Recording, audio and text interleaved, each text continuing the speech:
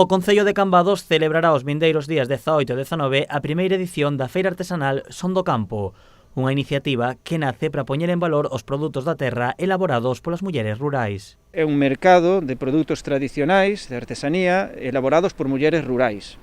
Imos ter aquí o próximo fin de semana mulleres produtoras de aceite, vai haber unha produtora de mel, unha produtora de mermeladas, vai haber produtoras de doces tamén algunha con artesanía, viño, etc. Son todos, a característica que reúnen todos é que son produtos artesanais elaborados por mulleres rurais de Galicia.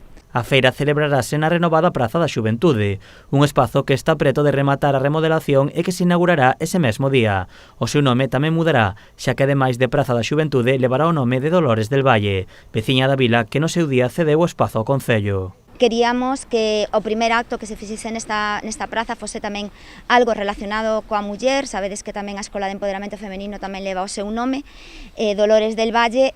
Queremos poñer pois en manifesto a importancia das mulleres que sirvan como exemplo para outras moitas mulleres que viven no noso pobo, na nosa vila e que poidan ter referentes locais. A remodelación da praza tivo un orzamento de 240.000 euros, financiados en parte co Plan Concellos da Deputación de Pontevedra.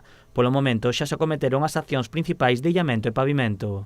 Pois aquí o que falta na plaza son os remates, é dicir, a obra grosa está feita, que era o illamento e o pavimento, e agora nos faltan bancos, nos faltan barandillas, nos faltan elementos decorativos, e faltan tamén remates en pedra polos exteriores.